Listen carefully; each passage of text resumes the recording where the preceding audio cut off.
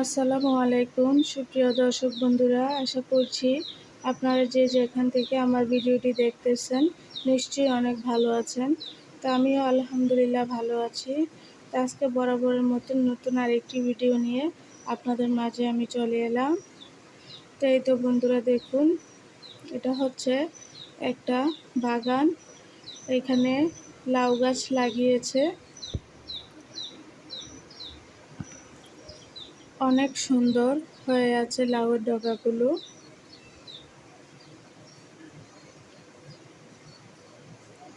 লাউয়ের ডগা শাক রান্না করলেও খুব মজা, লাউ শাক। তারপর চিংড়ি মাছ দিয়ে রান্না করলেও খুব মজা হয়।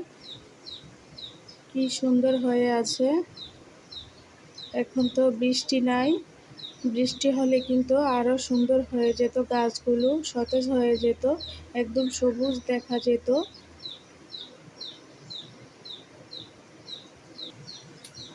আমি একটু জানালা দিয়ে আপনাদেরকে দেখালাম। তো এই তো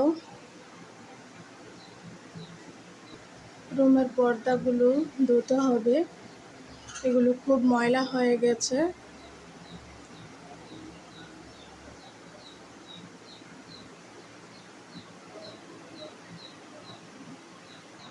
টেবিলটা, আমার ছেলের পড়ার টেবিলটা অনেক এলোমেলো হয়ে আছে, এটাকে গুছিয়ে রাখতে হবে।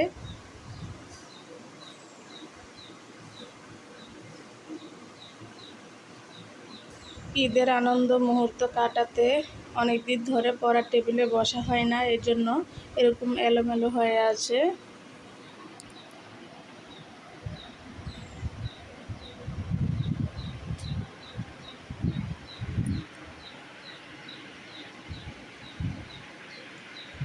আজকে একটু বাইরে বাতাস আছে, সেজন্য গরমটা কম লাগছে।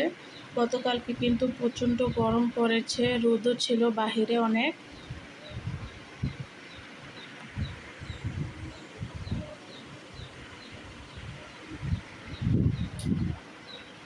তো আমি এখন বারান্দায় যাব।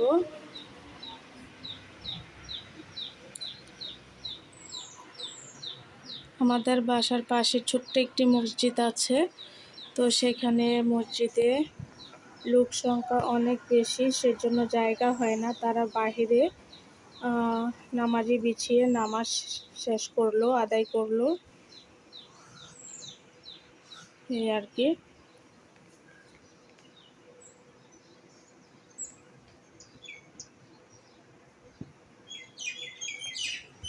আর এখানে দেখুন আম গাছে কত আম ধরে আছে। আসলে এবার আমের ফলন মনে হয় অনেক বেশি হবে, সেজন্য প্রত্যেকটা গাছে গাছে আমি অনেক রকমের আম দেখতেছি,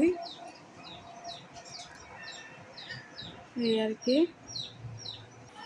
এখানে দেখুন আমি পিঁপড়ার ওষুধ দিয়েছি।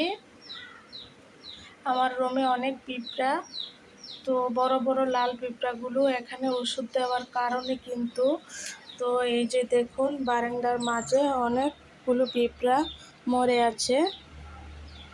পিঁপড়ার যন্ত্রণা একদম শেষ হয়ে গেলাম,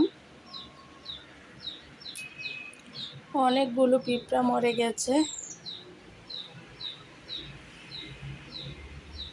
তো এদিক দিয়ে দেখুন একটা কাঁঠাল গাছ আছে, তো এবার কাঁঠালের ফলন কিন্তু খুবই কম।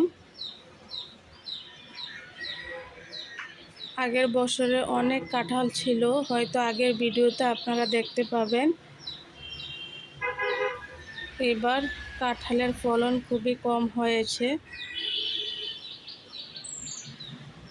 তো আজকের মতো এখানেই ভিডিওটি শেষ করছি। সবাই ভালো থাকবেন, সুস্থ থাকবেন। আল্লাহ হাফেজ।